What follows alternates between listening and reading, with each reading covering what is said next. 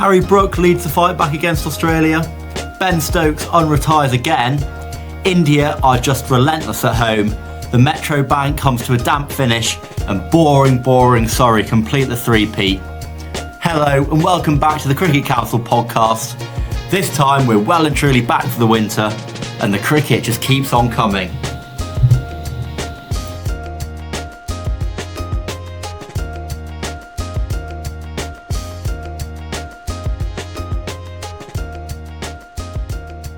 Hello everyone, I'm Will Kirkup. I'm here with Rayan. How you doing, mate? Mate, no, after hearing your energy, good to go.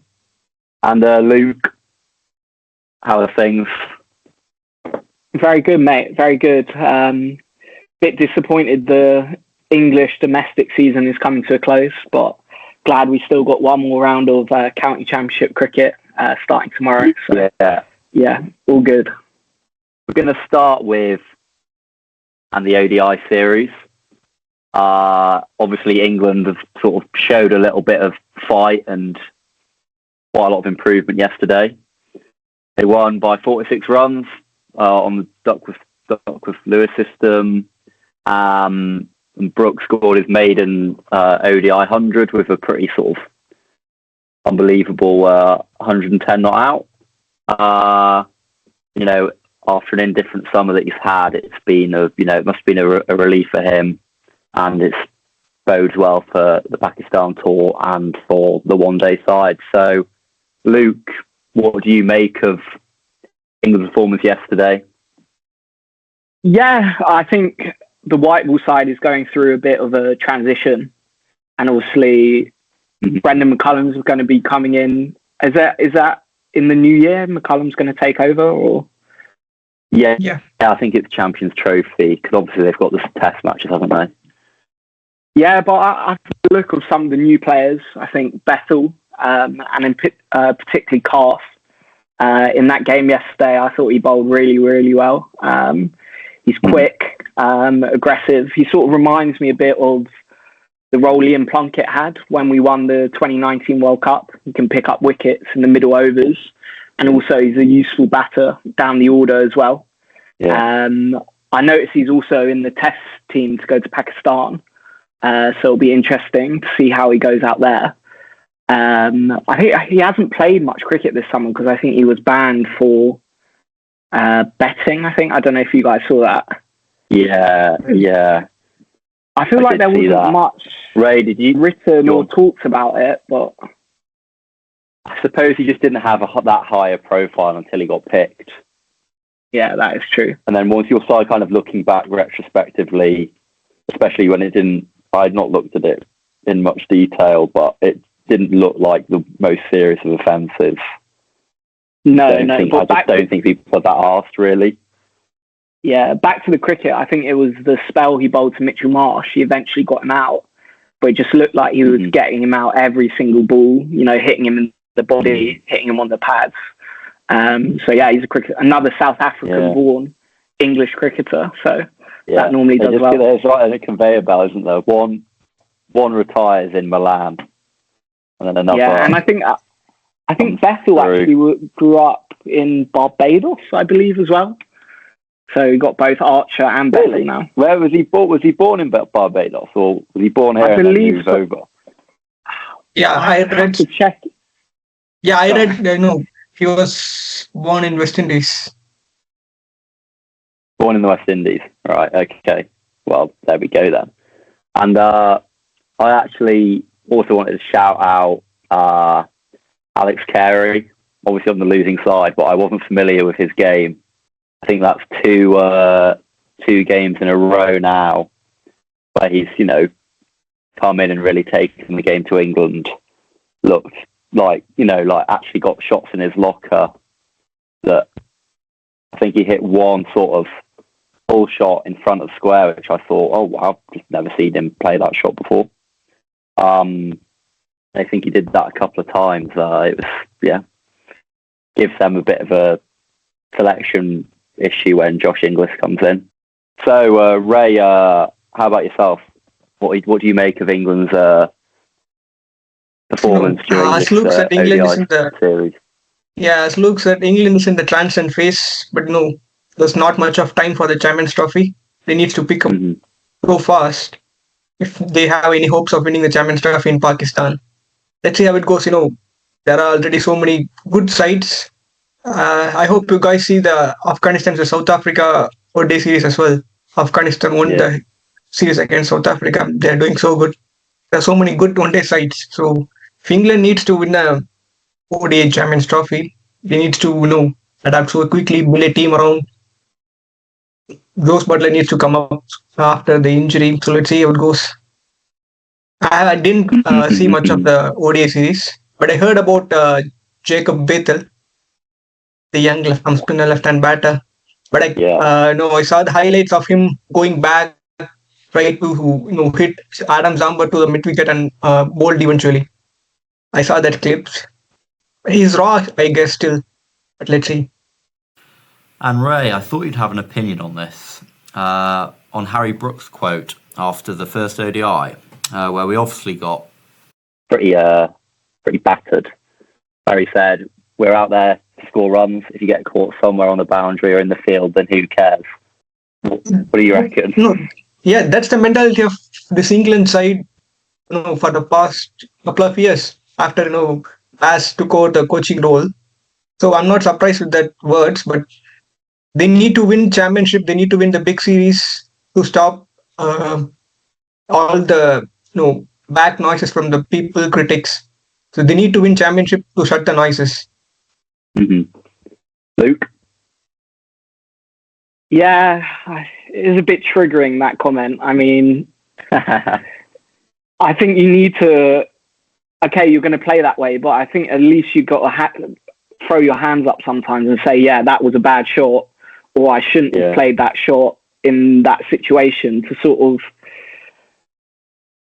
not take any responsibility and just say, this is the way we're going to play and we're going to win some matches and going to lose some matches. I don't think, as one of the top cricketing nations in the world, I think you've got to be a bit more ruthless and take a bit more care with your batting, I think.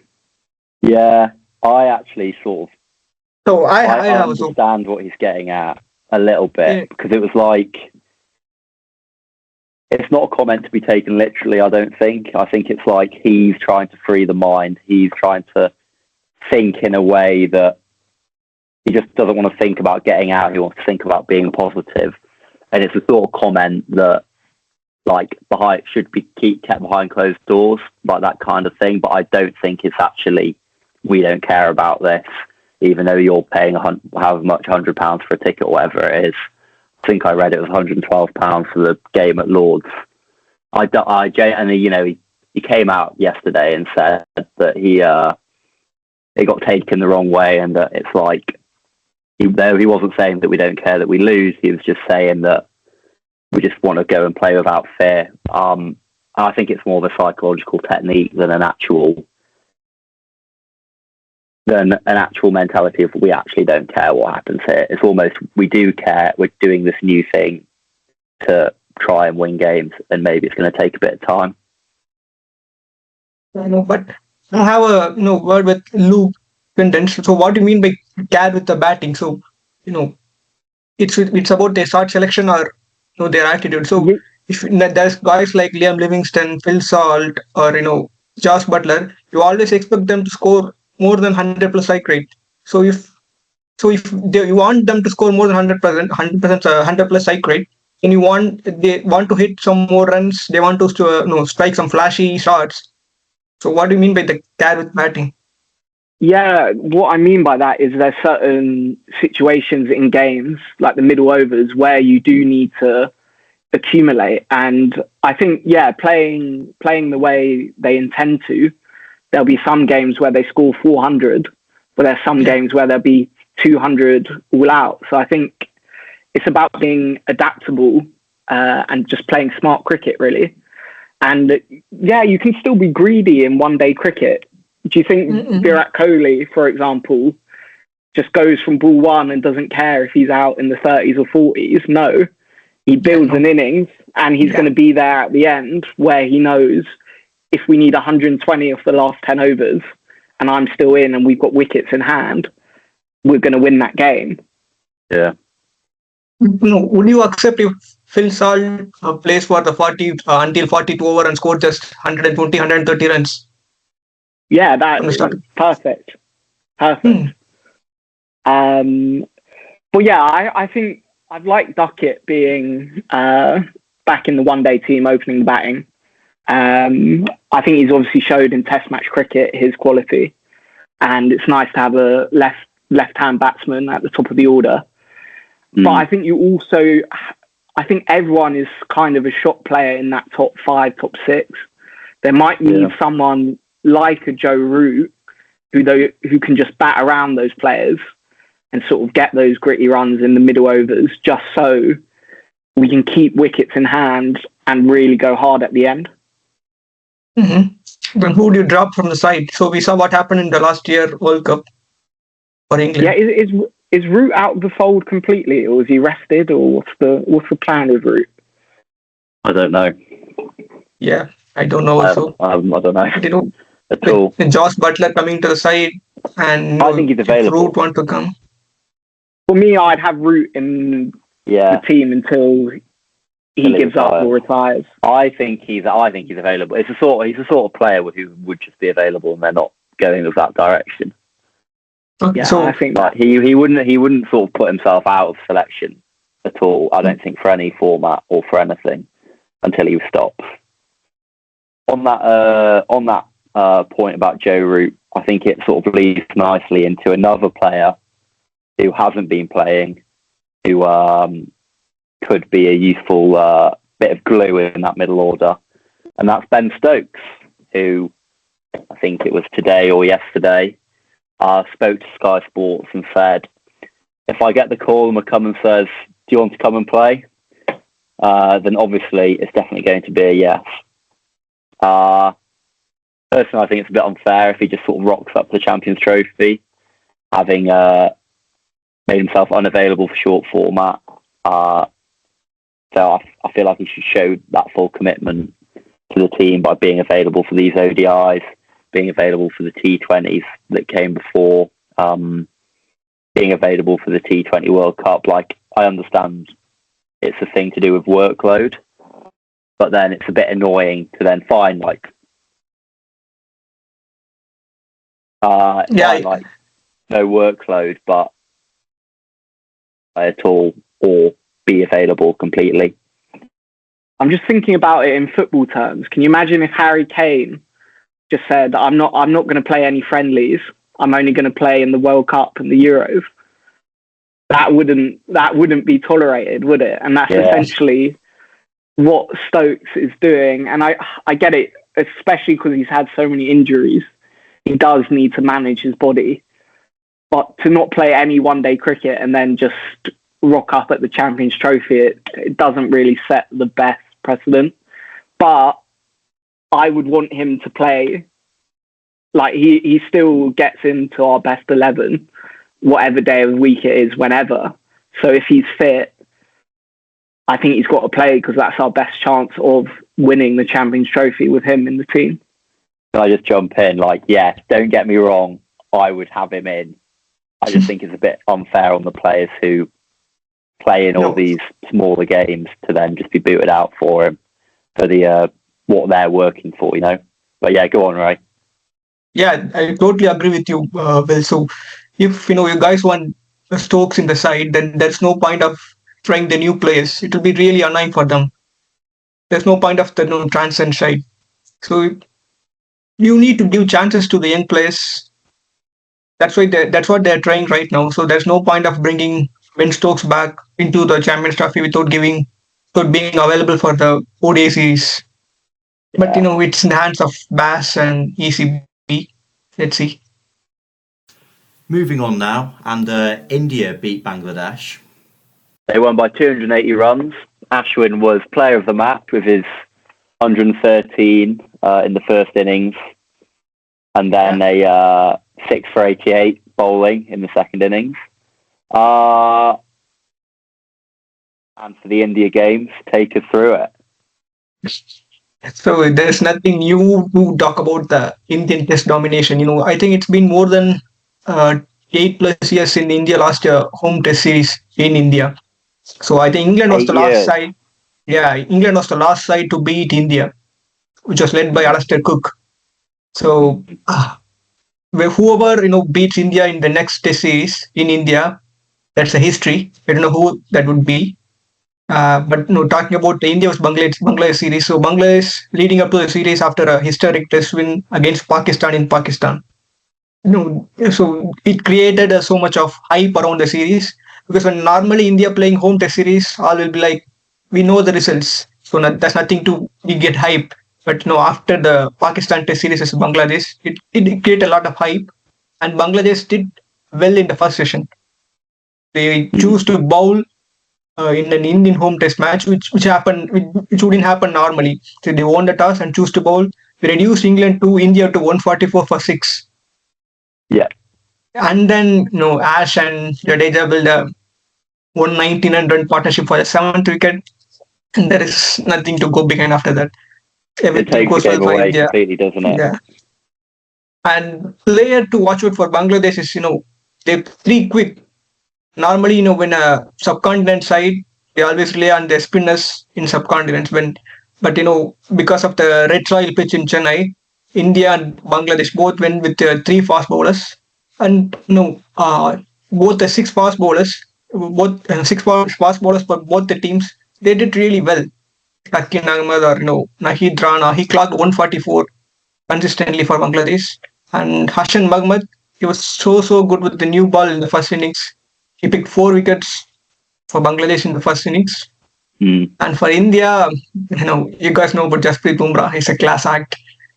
So let's see. So they're in the Kanpur right now for the second test. If they win the second test as well, they're already inching towards Lords for the final, hoping for the third consecutive final for India in WTC.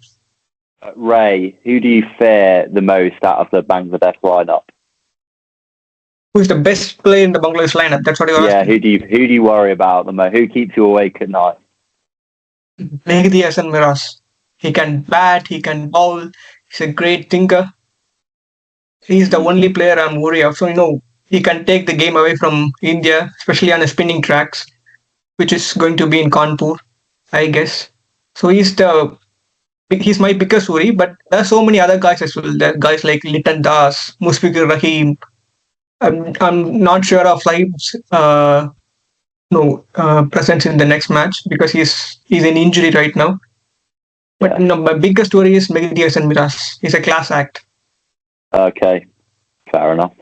So score prediction. What do you guys think of the Test series versus India?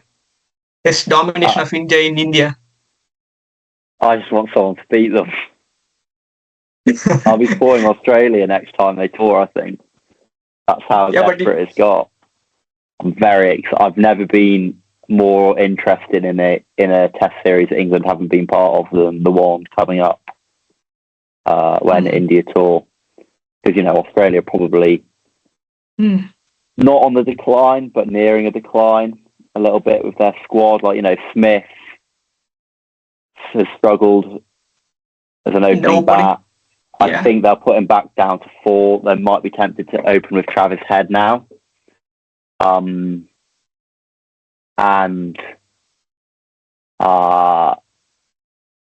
just think Bumrah on those decks will just be equally dangerous as he always is. He'll get, a bit more bounce as well, a bit more lateral movement perhaps off the seam. So, he's going to be just a terrifying prospect, as he always is for the top orders, the middle orders, and the tail ends of this world. We'll be covering that and watching that with great interest when it comes around. I think though now we should move on to a new segment which I've dreamed up, which is pretty uncreative, which is Player of the Week. In the spirit of Garth Crooks, I suppose, maybe we'll advance it to a team thing in later episodes. But for now, just one player. Luke, I'll come to you first. Who's your pick for Player of the Week? I'm going to go for Sam Northeast in the One Day Cup final.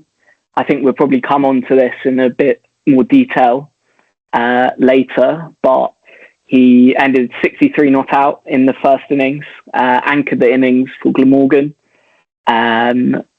Just took responsibility. He was struggling at the start, but eventually caught up at the end.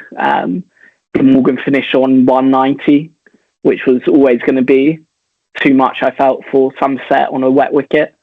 Sam Northeast, I think he's one of the best county players who's never represented England. It's a bit of a shame he's been overlooked, but yeah, he's had a great county career, and it was good for Glamorgan to get a piece of silverware at the end of the domestic season. Yeah. More on damp Metrobank later. Ray, who's your pick? So, I'm also going with domestic cricket. So currently Indian domestication also started. My player of the week is the young Indian fast bowler named Anshul Kamboj. He picked 8 wickets in an innings. India is always known for the spin-friendly conditions, but he picked 8 wickets in an innings for India C in a tournament called Dulif Trophy. So he's from Haryana, just 23-year-old young upcoming fast bowler, tall, 6 feet. So it's like a bit of Ishant Sharma, but the extra pace and bounce. And he's my player of the week. He played for Mumbai Indians in the last day's IPL as well.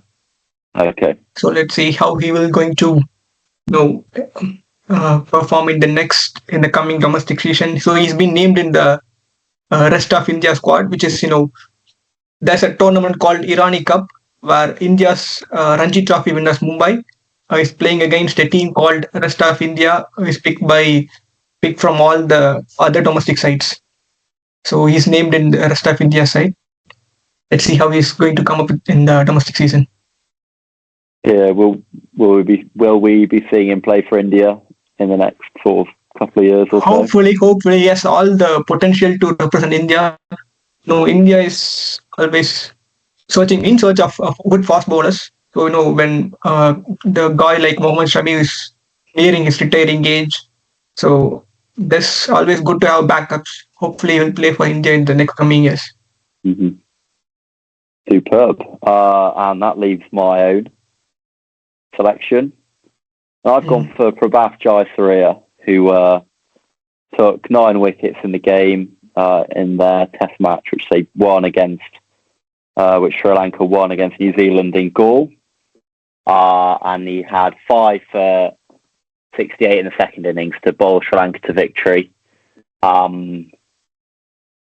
And I think if there's a crucial moment where Tom Blundell was on 30 and looked really dangerous, looked like he might he'd come together with Rachin Ravindra, and they looked like they were going to get the runs, and then he took that wicket, bowled him, and it just kind of completely changed the game. And he ended up taking the winning wicket, so I thought, quite nice. Also, shout out to Kamindu Mendis, who got another 100. I think he must average about 80 odd in test matches already. And I think when he batted so well over here when the Sri Lanka toured, and just so solid in defence, and then waiting for the bad ball and just always hits the bad ball to the boundary. And I don't want to sound too much like Jeffrey Boycott, but it was nice to see. I loved watching him play. So hoping he continues his form into a long career to catch up with some of the greats, maybe. But I think very ahead of myself. Yeah, I think he also has a record of scoring 6 consecutive 50s in the first 6 test matches. I think so. Kamindu Mendis. And about Prabhath Jayasuriya, he picked 6 fifers in his 15 test matches. That's an incredible record for a spin bowler. 6 fifers in just 15 matches. Oh God. In Sri Lanka Yeah. That is why you're here, Ray. That is moving on from that is the Metro Bank final, which of course Glamorgan won. They won by 15 runs against Somerset and condemned Somerset to their what felt like a third final defeat, even though it was obviously 2 finals lost in the county championship, but it must have felt even worse with that lost title to Surrey, which we'll get on to. Yeah. What do you think about the schedule?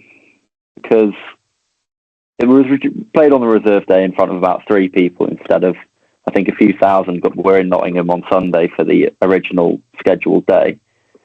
It's just a bit annoying if you're asked about the Metro Bank because it doesn't seem like the ECBR. I think we've seen a complete degradation of the competition, which used to be the premier event of the summer. For me, it should be at the height of the summer, probably August. Also, I think it should be played at Lord's.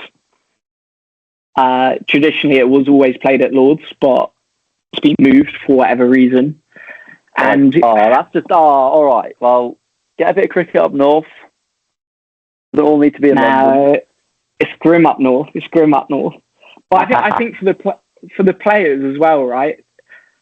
They don't often get to play at Lord's unless they're playing in the county championship against Middlesex or just a one-off game. And I think talk about the attendance, it was poor, and I know it was because it ran over to the reserve day, but what do you expect when you're playing cricket nearly in October? Yeah, I totally agree. I mean, I think it's sort of become it is nice to see sort of young players getting an opportunity in the competition, but it has become sort of a glorified second team competition, really. And I mean, for the fans, I think they want to see the best players playing in the tournament, but for whatever reason, they're playing in the 100 or they're away with England. So yeah, I don't think that's really going to attract many fans. And credit to Somerset in a way because they did stick with the team that got them to the final. So they're missing players like Abel, Lammonby, but they did have a young, inexperienced team. And yeah, you sort of, for a final, you want to see the best cricket. And unfortunately, I don't think either team was as strong as they could have been. I heard you guys talk about the scheduling, and I heard from most of the English fans that they are upset about majority of the English players missing the blast finals day because of the England versus Australia T20 match. And about the scheduling, is that because of 100 format, playing in between the English summer? Is that the reason for games, being played at the end of September? Yeah, because I mean, you lost a month of the 100, right? But they do play the One Day Cup alongside the 100 as well. But it obviously means anyone who's in the 100 can't play in the One Day Cup during that month. Yeah, I heard from Sean Dixon, the captain of Somerset. He's happy with his team's performance. Even though they lost in the finals because they lost so many players to the 100 because of the 100, but still they qualify for the final and put up a great fight. Yeah, it's irritating. It's very irritating. And I had a little look at for the last round of county games going at Headingley tomorrow. To watch Yorkshire play. It's just pissing down. It's just pissing down all day. It's pissing down all day Friday. They might get out for a bit. I think it's all right on Friday, but then pissing down Saturday, Sunday, or something like that. And it's just like they're just going to get 1.5 day. It's going to be a draw, and it's just must be a bit frustrating, especially if Yorkshire. I don't know if I don't think their promotion's wrapped up, even though it's all but confirmed. So who knows if Middlesex can get a win and they get rained off, could cause some changes to the promotion. But we'll get to the promotion in part 2. And yeah, I agree with you both. It's just frustrating, and same with the blast as well. Like Sussex, for example, missed having Jofra Archer available. And things like that, might have made a difference. Obviously, they got battered by Gloucestershire, who deservedly won. I was one of my best mates from uni is an avid Gloucester supporter, so he had his day, shall we say? If you're listening, you know who you are. I did notice in the final, Leach was playing for Somerset but didn't bowl a single over. And I think that goes to the scheduling as well, sort of a spinner bowling in wet conditions in late September. And obviously part of it is people talk about wanting to develop spinners to go over to India. But if you're not playing county championship in the height of summer, where the pitches are going to turn, and they had Archie Vaughan in the side as well. He didn't bowl, part two more. Yeah, sure, but so neither him or Leach bowled. They bowled seamers, which I can only assume was because it was so wet and they probably would have struggled to grip the ball. But it's obviously a shame having Jack Leach in the team and he didn't bowl a single over in the final. That's the end of part one. We'll be back in a moment for part two.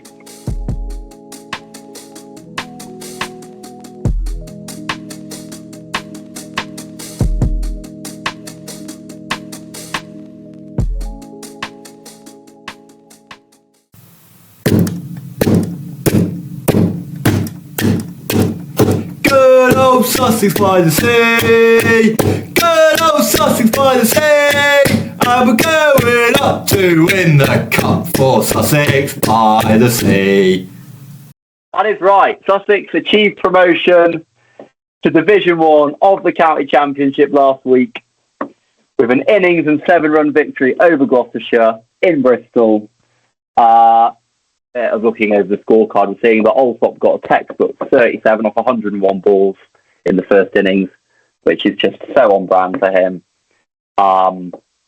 And you can tell by my delight that it has been an unbelievable season for the South Coast side. Yeah, I think Sussex have obviously had a great season, and it's good to see them back in Div 1. I think when you still go down to Hove, it's got that small club sort of atmosphere. It's very different going to Lords or the Oval. But it's got that nice community feel. And obviously, I think they've struggled the last few seasons because they've had a very young team. But Simpson coming in and captaining and keeping wicket, he's obviously been fantastic with the bat and no doubt helped their inexperienced players. Seals as well, Jaden Seals being the overseas player for the first bit of the season really helped. He took a load of wickets, showed what a great bowler he was. So great for them to be back in Div 1 next year. Yes, I agree. Couple of numbers on John Simpson. He scored 1,110 runs so far this season, an average 69.37, which is the second highest in the division. Second, I think, only to Ingram. That's off the top of my head, so I could be incorrect. And I want to say he's had 5 tons as well this season, which is pretty useful, considering, it's only a 14-match season. So, Ray, what are your thoughts on the promotion charge? Yeah, first of all, this is my first county championship season, which I followed really closely, and I'm so happy that the team I support has been doing so good, and I'm so happy for the Sussex. Before the start of the season, there were a lot of happening in the backroom stuff. New captain, new coach. They let go of their young batter, and even my resident supervisor, he told me that before the start of the season, he doesn't have any hopes of Sussex qualifying for the promotion Division 1. But they shut down every noise with their performance. John Simpson has been exceptional with the bat and leadership skills as well. So I'm really happy for Sussex. Are you planning on heading down to watch some of the game? Yeah, so I'm really excited to celebrate with them, celebrate their promotion with the crowd, with the players.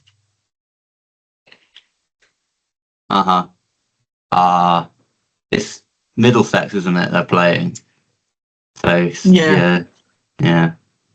Chance to wrap up the title, I suppose. It doesn't rain too much. Just a quick shout out also to Jack Carson, who has been pretty unbelievable with the ball, with his spin bowling this season. So had 47 wickets, the third most in Division 2, an average of 22.91. So fair play to him. Well done, Jack. Moving on. Surrey won Division 1 again when they beat Durham last week. So congratulations to them.